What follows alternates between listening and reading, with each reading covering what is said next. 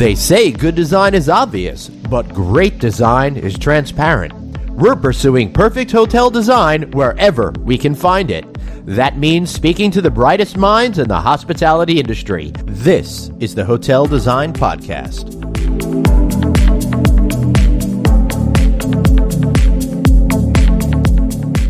Hey everyone, Glenn here. Listen, these days it's all about LVT, right? Luxury vinyl tile. It's the number one choice in guest rooms for a lot of reasons, but of course, cleanliness and good air quality, particularly now because there's such a heightened emphasis on being clean. Now, my good friends over at Porcelanosa, they've been offering link floor for a really long time now, and it's a high quality LVT solution with the most incredible sound absorption I've ever not heard, right? So you got the cleanliness aspect, you got the sound absorption aspect. Now, to prove that, I had a chance to visit the architectural lab called Intertech in York, Pennsylvania, and I witnessed it myself. Porcelanosa, they've done the research to keep a guest rooms quiet. Plus, you'll have the assurance of passing relevant building codes and creating an environment of cleanliness you know is so important. Please go to porcelanosa.com and learn more. Then click on that link floor tab or drop us a line over here, info@thehoteldesignpodcast.com. That's info@hoteldesignpodcast.com. Let them know Glenn sent you. Thanks. Hey, everybody. Welcome back to another episode of the Hotel Design Podcast. Today, I'm particularly excited because I get to talk to somebody I haven't seen in a while. Darn you, COVID. Talking about Therese Virserius, and she's such a great designer. Her and her firm are doing such great projects with properties that I feel are both iconic and up and coming. So we're going to learn all about that today, which I'm really super excited. So let's bring her right in. Therese Virserius. Therese, so great to see you again. How are you? Hello. Hi, Glenn. It's really good to see you too. I can't believe that. What did we say? 2 years ago?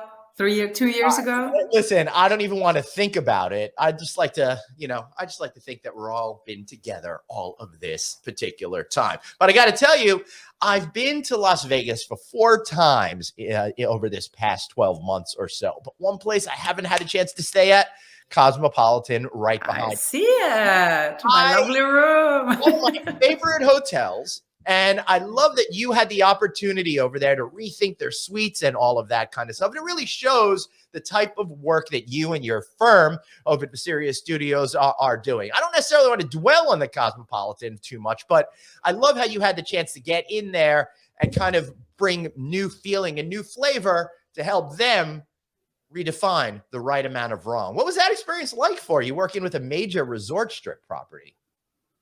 It's a dream working with the folks over at Cosmopolitan. Truly. I mean, it is a massive project. I mean, it was 3,000 rooms, guest rooms, and the Cosmo team, they are professional out in their fingertips, and like just running that type of project is quite incredible. It's 3,000 rooms, and they don't close. No, they just keep the machine open.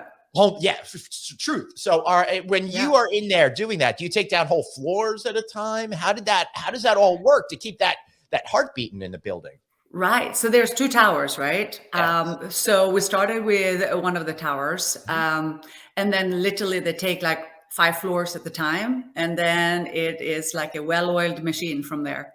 Yeah, So, that's pretty cool. Now, one thing that I know is they hadn't finished. There was still a lot of empty suites. Did you have a chance to design and build out some of those suites that had been untouched since before opening?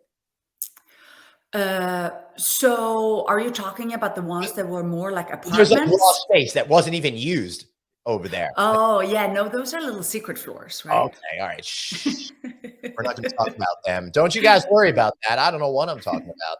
There's no secret. There's nothing that you need to worry about.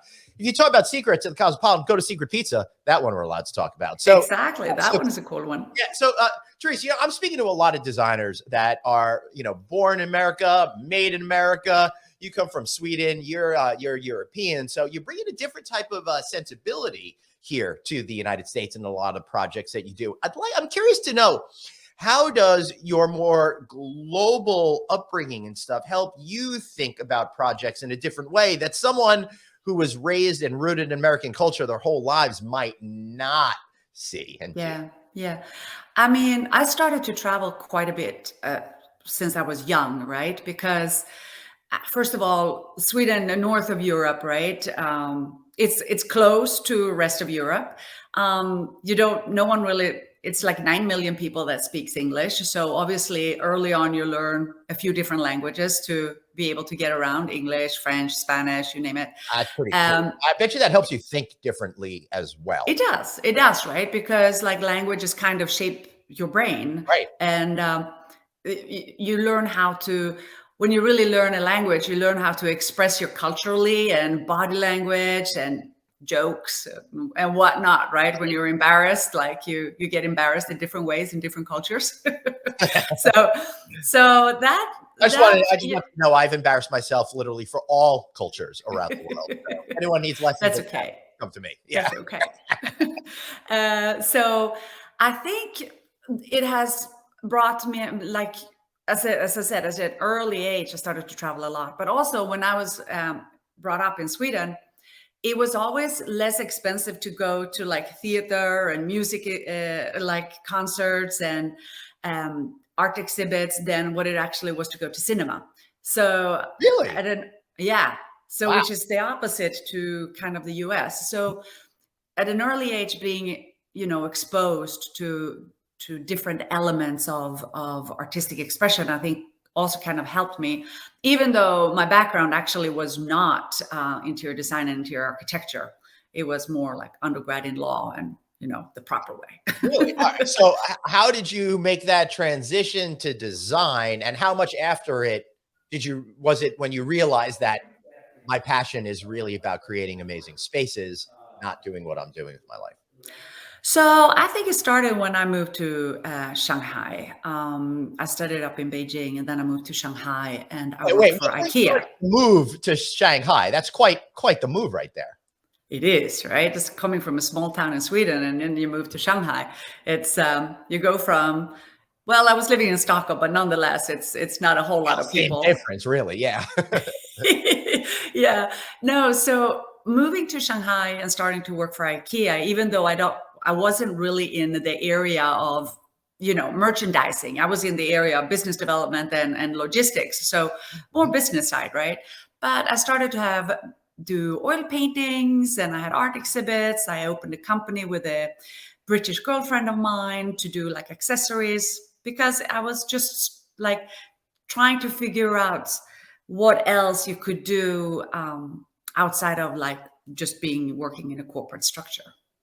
Wow, that's pretty interesting. So Asian culture, so much different than Swedish culture and other European cultures. Did that kind of open your eyes up to a whole new way of thinking and approaching just the way you live your life, and how that may have affected your future career? I absolutely think it did, because also like half of my family, they live in France, right? So I've been around in Europe a lot, and then Asia, that was a completely, not only in terms of language, but culture and how you behave and your social interaction with people and what you eat, right?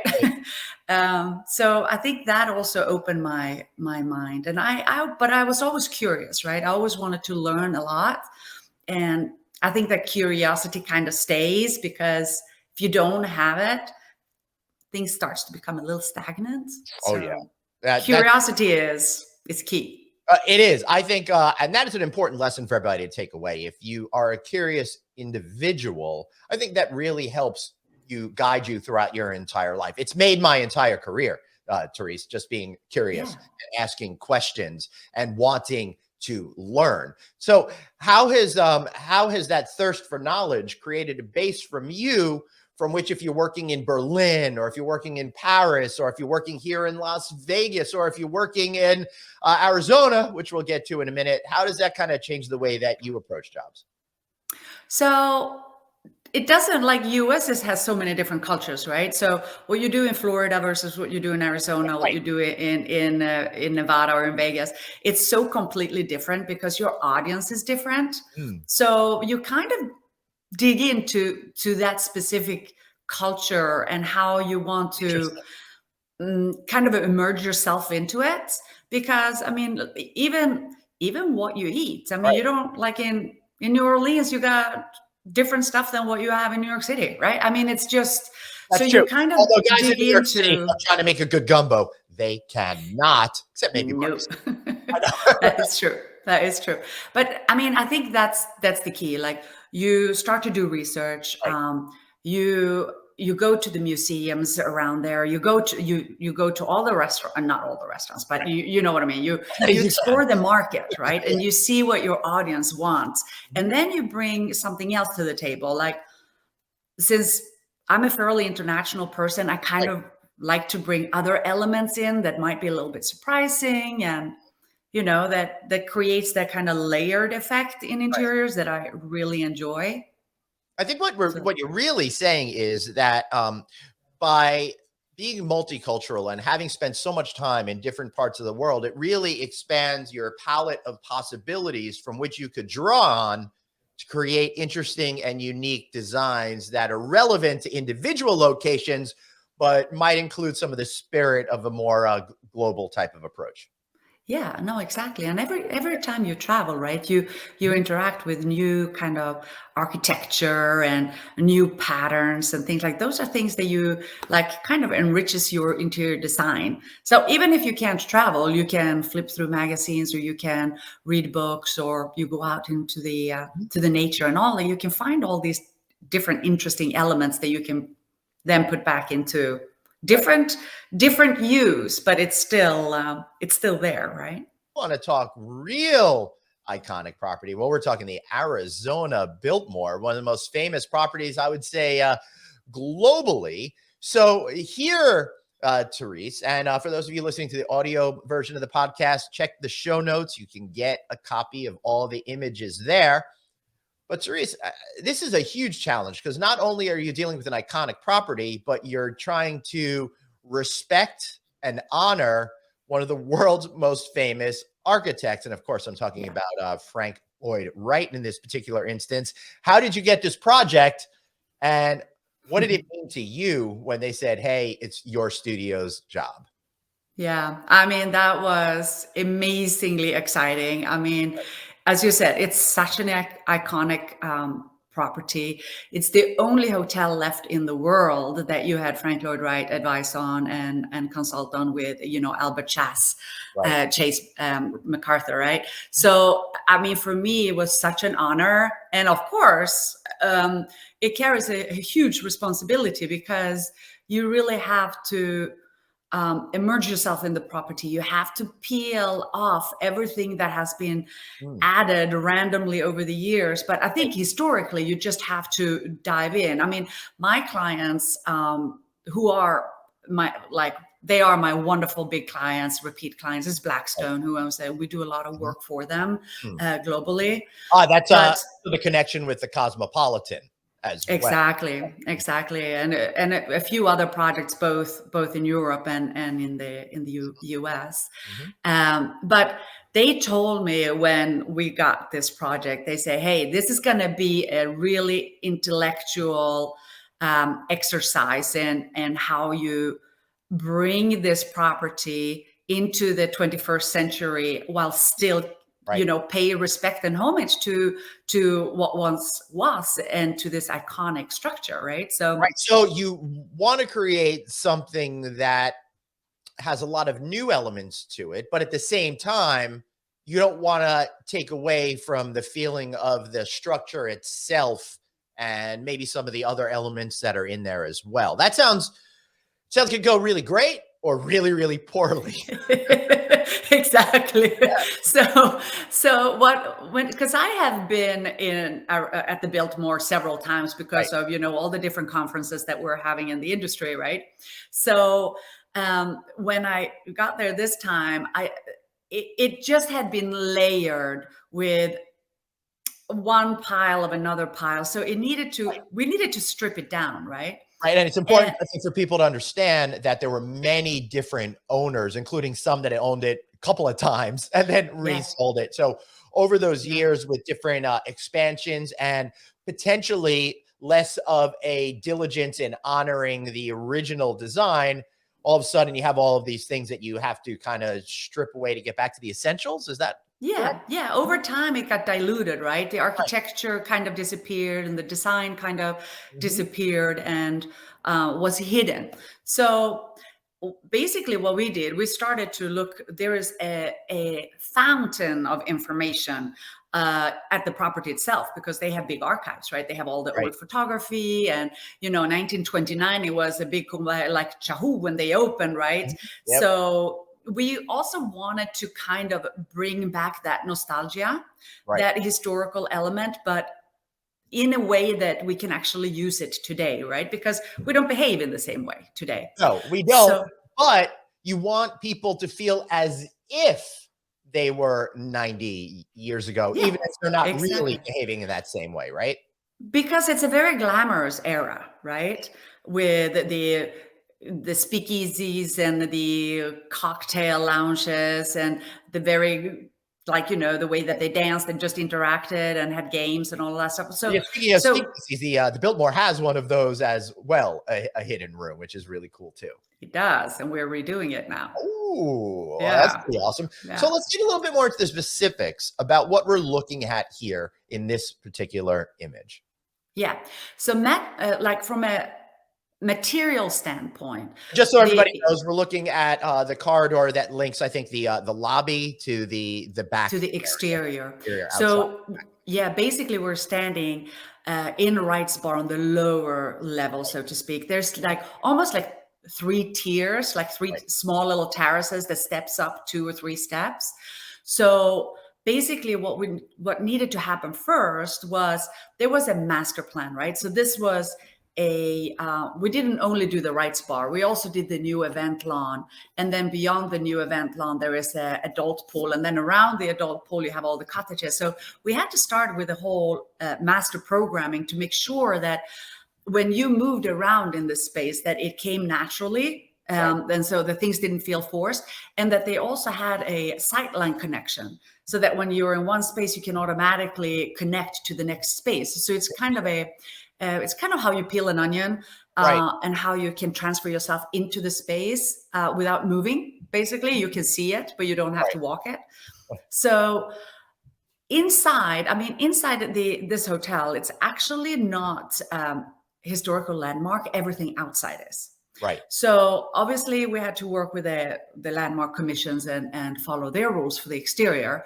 But for the interior, it was so important for us to keep all the Wright's blocks. There are these kind of cement blocks, Right. and it's an embossed kind of sculptural block that's based on a cactus. And it's a very Sorry, on a specific palm, on a design palm leaf. that goes Very throughout the specific. entire property, even with some of the structures that were built much, much later that are probably not classified as historic, right? That's right. Like the cottages, for example, Mhm. that we'll Yes. get to. Mhm. So the walls and the columns that had these Frank Lloyd Wright blocks, Mhm. we kept them intact. We had actually a team on site that could reproduce these blocks for the ones that were really damaged. So they are Cool. exactly the same. And these blocks, there are several configurations. So I think they had like 10 different molds or 15 different molds based on where you were in the space. Right. Then we took out all these wall-to-wall carpets and other materials that kind of had overlayered the space, and we stripped it down. We introduced a beautiful warm wood parquet, and it was important to also use like materials that was close to the Biltmore. So Right. it was a lot of materials that was like literally done in outside of Phoenix. Oh, that's pretty cool. And again, the reason for that is because you're honoring the original concept of the building, even if that floor is not exactly the same. To me, it connotes that era of when Exactly. this structure was It's built. that old world kind of parquet wood Right. floor with like a grander kind of pattern that goes in two tones. So Right. it kind of ties in these cement blocks that are pretty like cold and Right. harsh. But then when you introduce the wood, all of a sudden the space starts to come alive and it's warm and it's inviting. And by using these two tones of wood, that for you guys who don't see the image, it kind of started to tied all these different areas in the spaces together. So those were really big elements. And so was like what we are looking at is like the center line that goes straight out to the exterior, to the Spire lounge, Right. Or Spire bar. And before, when we started the renovation, these stairs did not exist there in the center line. They were blocked. So people had to take like this little weird route to the That's right. side. Up the ramp on one side, or up these tight steps with tables on either side right next to Exactly. you. So the spaces was very small and very congested, right? So what we wanted to open up the flow and still create these different living spaces or living areas that could be either, you know, a gathering for bigger groups of people because of conferences that they have, but also feel like intimate, that you can go and have your own little private conversation, and not be in like, you know, the conference. And for me, it really feels that way, because not only have you separated the areas, but you have the wood floor, and each of those areas have a carpet on it, almost creating that psychology that this is a completely different area, even though you're not thinking that, right? Exactly. And also having these kind of area carpets or like old kind of Persian rugs is also from that era, right? So it's kind of a reminiscence of the Gilded Age, like the old world, that we have such a emotional or nostalgic feelings about. So I thought that would also bring that history back, but also soften the space quite a bit, right? And create this zoning without chopping it up. It feels like I know what the property looked like before you got your hands on it, and I see what it looks like now from these incredible pictures. We're going to get to a couple more in a second, but it looks so much fresher and much more of a place that I want to be. The Biltmore, for so long, because of the financial crisis and all of that, it took so long for them to get moving on this renovation, plus all the different owners. It's so nice to see it really brought back. And I'm not familiar with color palettes from the 1920s and 30s, but the greens that you have in there feel, to me, very appropriate of that era. I picture ex-presidents smoking cigars, you know? Yeah. And not only that, it's like it's an Art Deco era, right? So when you have the Art Deco, you have the greens, like the emerald greens, and you got the peacock colors. And also, one other thing that was very important for my owners was that they didn't want to have like a very big bar. For you people and guys who has been there knows that it was a huge sports bar. And you were like, wow, okay, I can understand that it filled the function at one point. But now we're going through a different type of design evolution. So we created a very bespoke and much smaller kind of crafted cocktail bar that you can't see it in these photos here, but the bar itself has peacock feathers in ceramic. So it's a very three-dimensional bar, and it brings all these greens and turquoise colors that you see in the rest of the Wrights bar. It all brings it up into the bar die itself. And then we had a very dark kind of black with gold streaks and marble. And I was lucky enough here that the owners actually agreed on real marble. It doesn't always happen, but we figure it's dark enough. That's cool. All right, so now we're moving outside into an area that used to just be some open space, but now it's an absolute gorgeous outdoor bar. How would you describe what we're looking at, Therese? So you are looking at a almost like a pergola. It is a large kind of steel structure with geometrical inlays that is kind of a, you pay homage to the original architecture and those features that is still there at the Wrights bar. If you look at, or at the Biltmore, it is if you look at the center feature, which the circular bar, the flower. That's great. Definitely the flower definitely feels Arizona Biltmore. And the first second I saw this picture, I'm like, I know that didn't exist, but it feels like it's always been there. So that was important too. So Yeah. that you don't have like, because this is a large structure. So since the owners wanted to have a small bar inside, they needed to compensate that for the outside, because you can't just take an element away without Also, kind of thinking. from what I understand about traffic flow in that place, from also going to many, many, many, many conferences over the years, is everybody naturally wanted to hang out in that area, but didn't actually have a space that really got people to be social and spend money, right? Exactly. So we brought the area out because the weather in Arizona, it doesn't matter. It's like wonderful year around, more or less, except in maybe June, July. Yeah, August. even when it's 115. But that's good. Yeah. But then you can still sit out here. So we have created nooks around this space as well. So you have seating for 12 people, 16 people, or you can have seating for 4 people, and they all have their own individual like fire pits, because that was also important to bring the warmth in, right? Because when you're in Arizona, like say wintertime, it gets nippy in the evening. It really does. Yeah, it really does. It could go from 80s during the day to the low 50s or 40s at night. Exactly. And then another hugely important element that was not existing before was all the water. So in this image, you see like the water pool in front of a seating arrangement. And then you have plenty of water that kind of just flows around it. And that is also like, if you go to very hot climates, or like as simple as if you go to Rome, all the parks in Rome has floating water. It just brings down the temperature. It helps in the summer to cool it off a little bit. So we have the fire pits for the winter, and then the water to help with the heat in the summer. And then this flower element, the center bar that you were talking about in the bar, it's a big bar. It takes easy 30, 40 people. Yeah. That is also a reminiscence of Frank Lloyd Wright and Albert Chase. This kind of Art Deco feature. I mean, you see it over at Rockefeller Center. You see this kind of Art Deco features, right? And it was to tie this huge pergola, and have like the flower kind of grow from it and up into the roof. So now, if it was me designing it to stick with it, I would have put gargoyles everywhere.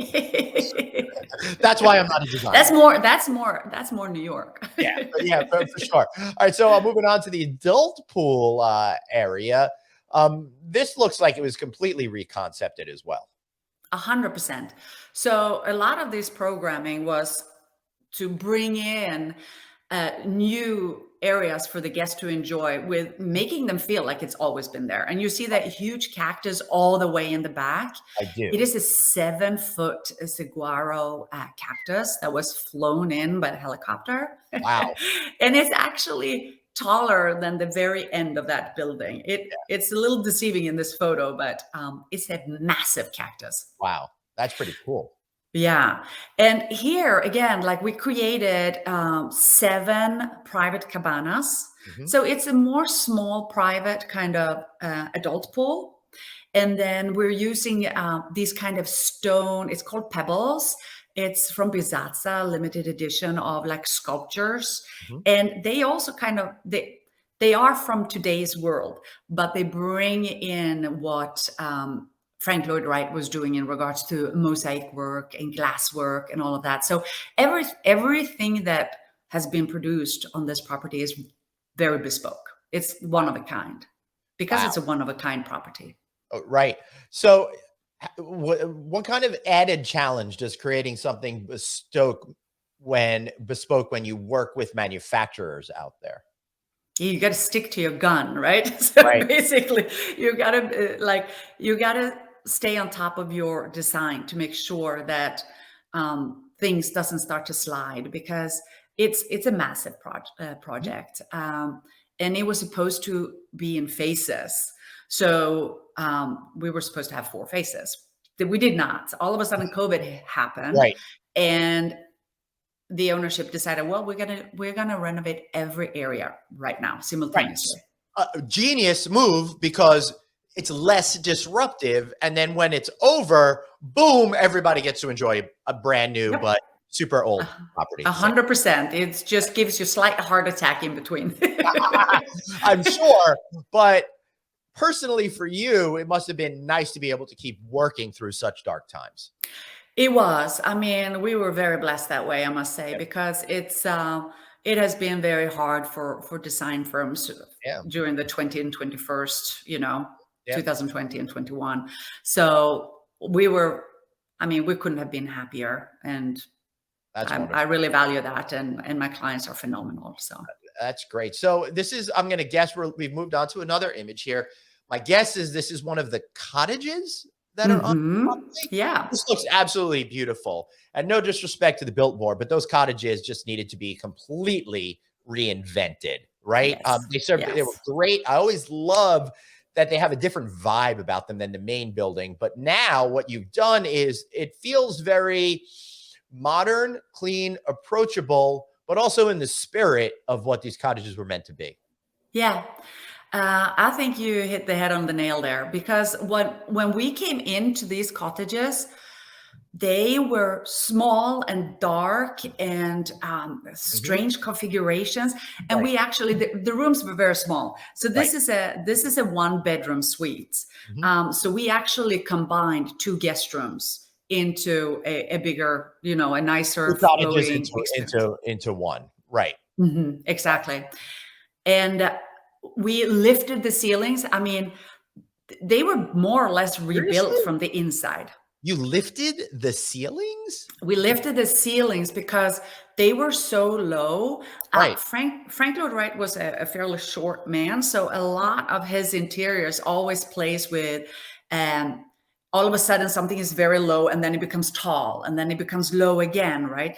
But usually the doorways are low, windows are like small. So we lifted the ceiling as far up as we possibly could to be able to, and some areas are still a little bit low, but because we made them so much lighter, it becomes more deceiving. That makes a lot of sense, Therese, because lighter, brighter colors make the space feel bigger. So if you have a low ceiling and the old color palette was darker, it just felt like a lot more claustrophobic. This feels really open. Yes, exactly.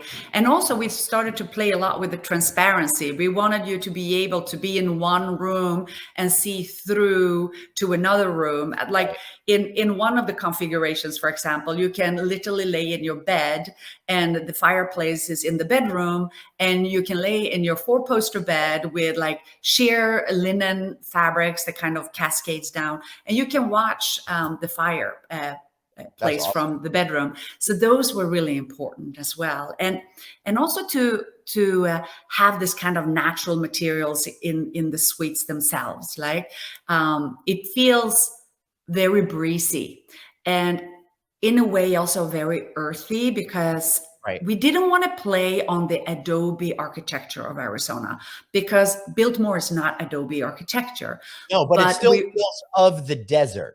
Exactly right. We wanted to keep that kind of soft, deserty tones, but even a little bit lighter. Right. Yeah, that makes a lot of sense to me. Absolutely beautiful. And I guess we're looking at another angle of one of the cottages here. Yes, that's right. So they all of the cottages on the first floor, on the ground floor, they will have like a little area where you have like a kitchen table, you have a bench, and the areas the suites on the top, they are more in a bluish kind of tone. So what we played is like we play with earth and then we play with the sky. Right. So that's great. That's pretty cool. I also like that the table that's featured in this image. And again, if you're listening to the audio podcast, check the show notes and take a look along with us. I love how you have the table with a bench and 2 chairs. It really worked well. We've done stuff like that in apartments that we had in Brooklyn back in the day, right? It creates a nice look, but I don't typically see that in hotels. Does that come from your experience with IKEA, perhaps, Therese? A little bit of quality here, right? Though, but of course, you didn't have to assemble it yourself. And the one thing that I thought about a lot, because it's for the dining table, for example, it's a concrete top. It's a polished concrete top. And then we kind of wanted to keep it not too big and fluffy.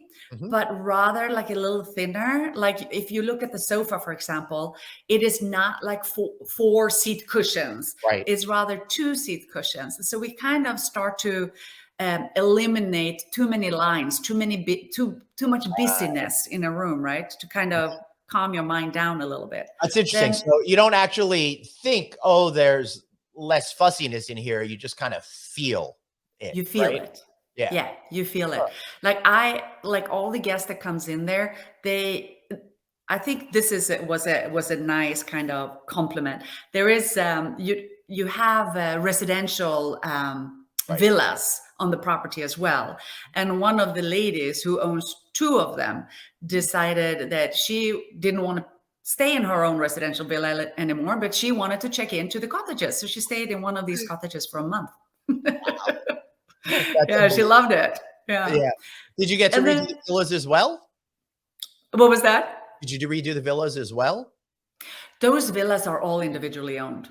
Okay, so right. Yeah, but they can actually we are actually doing a retail shop for the Biltmore now, because the guests have asked to purchase so many of these elements that we have put into the cottages, like the accessories and the arts and some of the small pieces of the furniture. So yeah, that's very cool. Any kind of tools that you're seeing out there in construction or anything that makes your job a little bit easier, better, or makes the guest experience better while saving owners and operators money? So absolutely. So we just finished up a project down in Florida, the Ray. Yeah. And what we did there is we introduced a it's not a vinyl tile. It's not called vinyl tile anymore. Well, some So companies. we're looking at the floors right now because that looks absolutely stunning to me. Yes, and that's an ERT tile, and it is like a vinyl tile, but it performs much higher, has a higher performance rate. One thing that you know on these type of floors, like when you walk, not you, but when women walk around in high heels, one of the listen, I might. You don't know. No, you don't know. You don't know. I feel pretty too. Come on. We all have closets, skeletons in the closets. But so you usually get that click clock sound, or it starts to get indentations into the surface. And with the ERT flooring, that doesn't happen. It is actually so good that I even installed it in my own loft in New York. And your neighbors are definitely appreciating that. Love it. They love it. Yep.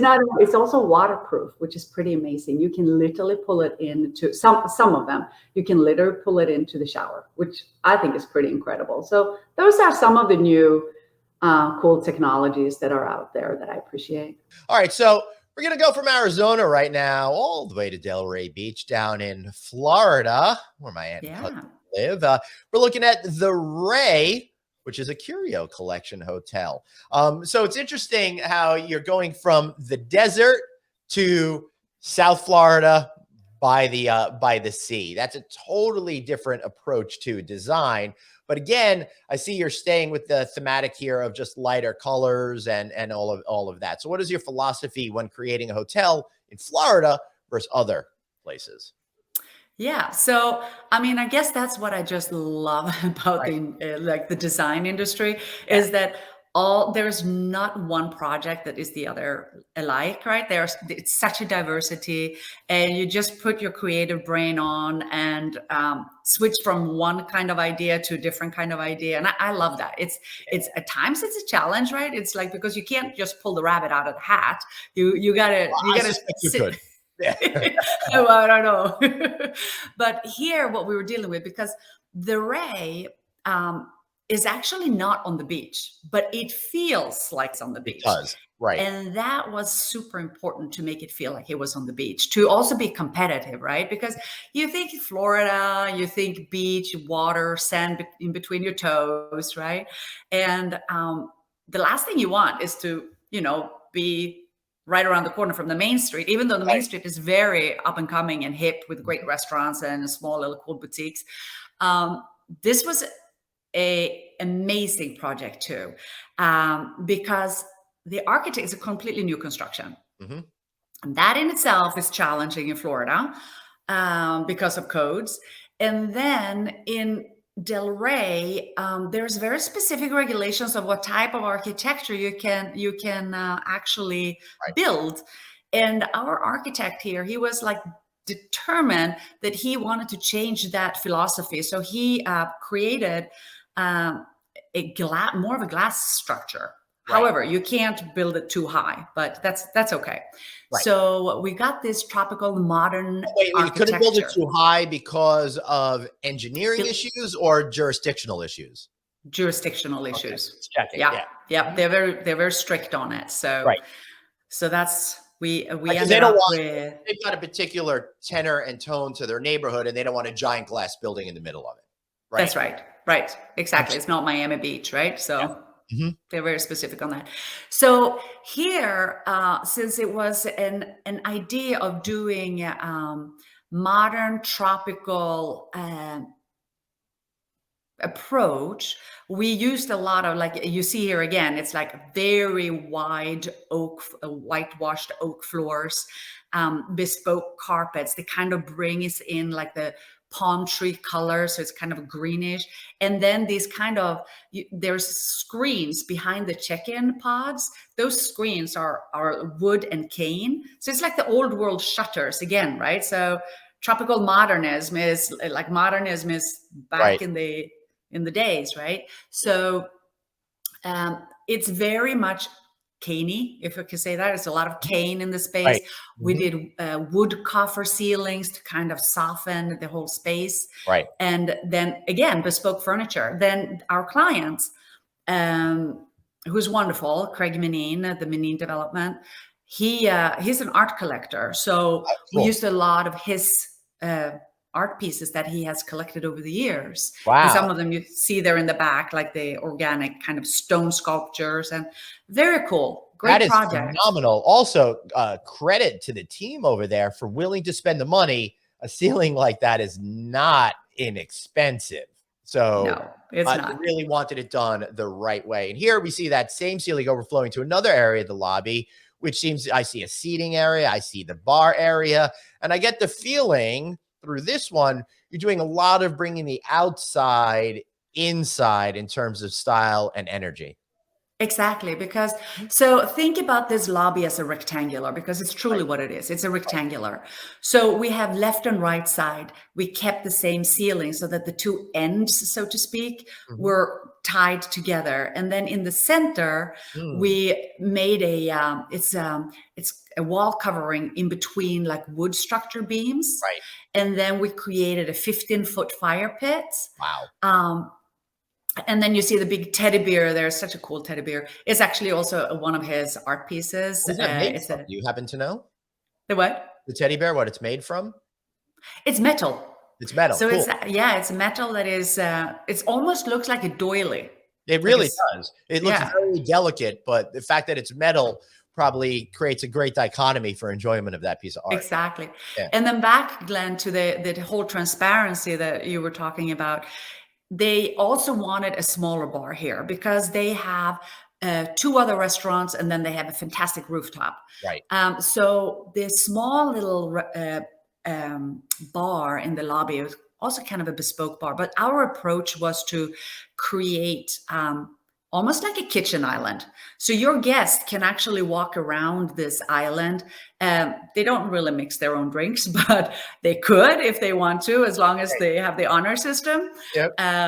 But that was also important because it's kind of intimate, like an intimate feel when you can circulate around the bar. And there's not like a distinct front. And it's psychologically, again, we're talking about breaking down the barriers between the staff and the overall experience, so you feel more comfortable and ultimately, hopefully, feel more at home and want to just be in that space and spend more money, right? And then on this larger wall behind the bar, it's the small little bar itself, it's all mirror, so it kind of disappears. The wall kind of disappears because it reflects everything what happens on the outside. Oh, I didn't even realize that. That's pretty awesome. So it creates that kind of infinity feel. There's nothing worse like when you sit in a bar and it just kind of abruptly stops. Right. And And by just adding a mirror, it kind of just continues. There is And then you can one thing though, Therese, that's worse at the bar than that. That's getting stuck with a tab at a conference. And you must not be out with the right company, Glenn. No, I did totally do somebody else. Yeah, you're absolutely right. All right, so the final image that we're going to look at today is a close up of I guess a different side of the bar, because I see the bear there in the background. Yeah, exactly. It's the bear sitting there. Yeah, it's just a little closer up. I mean, there's so many different areas in this space. We also did the guest rooms in here, and did I send you those images? Oh, I don't know, maybe, but we don't have them. We don't have them as part of this. That's okay. As part of this today, which is okay. That's okay. That's okay. I love that you're able to play with all of these different genres of design, I would say, and do them so beautifully and execute them in such a way. How do you continue to work to stay at the top of your game and to really understand all the nuances of all of these different desires and cultures and, most important, consumer behavior, not just today, but looking out into the future? Yeah. I mean, I think that listening is key, right? Mm-hmm. Like, pay attention to what's going on with your project, but with your clients and what they say, but also what's like happening in the society, right? Like, pay attention to what it's important for people to be able to enjoy different experiences. Mm-hmm.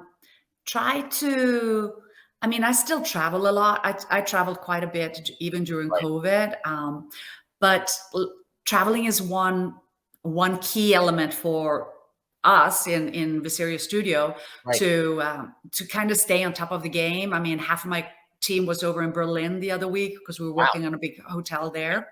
So constantly, like, even if you're not traveling, go to like street markets, go to art exhibits, go to gallery openings, check out concert, listen to music. Like, staying on top of your game doesn't necessarily mean that you have to consistently watch like design.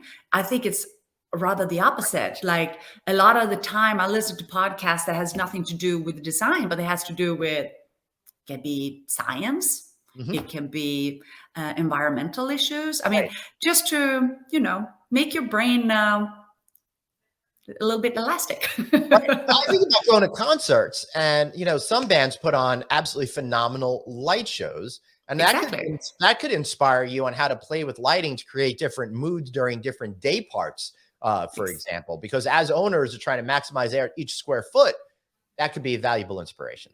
And we know how important lighting is, right? Because everyone wants to look great in a space. That's right. And when the lighting is off, it doesn't matter how beautiful the space is. People don't feel comfortable, right? I do, because it hides more of this face that you're forced to look at. Therese, if somebody is just starting out their career right now, what advice would you give to them? I would say stay curious, be inquisitive, have fun, because our industry is a great fun industry. It has moments of stress, but I do believe that every industry has that. And without a little bit of stress, you will not be on top of your game. So you need that little push all the time. You certainly do. There's nothing worse than feeling too comfortable. You get complacent, and then you won't be able to achieve what you would have. Let me flip this around, Therese. What about people that have been in the business for a little bit while, might have found themselves sidelined during this crisis, might be rethinking absolutely everything? Why should people stick with the design business, and any ideas on how they could get back into the love of being a designer again? I think they have to go back and think fundamentally why they're doing the design, right? Because design impacts every element and aspect of your life, your daily life, your overall life, right? So if you go back there and find that passion again of why you're doing it, instead of just going from one deadline to another deadline and kind of lose yourself in that process, then maybe just step back just a little second and say, okay, why am I doing this again? Oh, that's right, because I love to create environment for people to enjoy, or I love to see how they move around in a space, or how they hang in a bar, or how they, even when they are in a ballroom or a meeting space, like it's so important, like when you create meeting spaces, like how do you create them so that you know that you energize the people that are there, right? Yep. So Yep. go back to the fundamentals of why you originally started, right? Yeah, and when you're feeling stressed and you have all these deadlines and stuff like that, and you're managing teams, how do you get back to feeling peaceful inside? I'm a big nature person. So I would go out in the forest. Like for me, being out in nature is like the number one thing for getting that equilibrium back, right? Mhm. Yeah. And also like we have a dog. His name is Cooper. He's fantastic. Funny, like try to like laugh, like because laugh take a lot of stress out, Sure not does. just because of laughing. It creates a chemical reaction in your body. It's just Yep. right. Mhm. So try to laugh and maybe also step away of being too serious all the time. There's a Beautiful. moment where you need to be serious, but there is the moment of just okay. Right. It's Yeah, we are not doing brain surgery. We're yeah, doing wonderful things to enhance people's life, but that's right. that's so like keeping perspective of things is I think is good. All the framework I try to do with my content is take yourself seriously, but don't be too serious. Exactly. You can learn and have fun with each other and laugh and be more successful. It's all Yeah. just about finding the right tone and tenor for your life. Therese, we're at the point Yes. where you get to plug the Viserius Studio. How do we find you and learn more about all the incredible work that you do all over the world? From Arizona You to Vegas to Florida to Berlin to France to New Hampshire. Jeez, Montreal. I could go on and on. How do we find it? so you can find us on our website, which is Viserius Studio singular.com. So it's my last name and studio.com. Beautiful. I want to thank you so much for being here, Therese. This has been absolutely great Thank catching you. up with you. And congratulations on all of the great work that you are doing. So, everybody, wow, did we learn a lot today? We learned all about how to honor the spirit of a historic structure by one of the most iconic architects on earth. We learned how to create something as part of a ground up that feats the tone of a neighborhood that it's in. We learned a little bit about how global experience and that thirst for curiosity and knowledge will never do you wrong when you're pushing the boundaries on creating great hospitality spaces that people want to stay in. I'm Glenn Haussman. Thank you so much for watching the Hotel Design Podcast. We'll be back soon with another great episode. Until then, don't worry.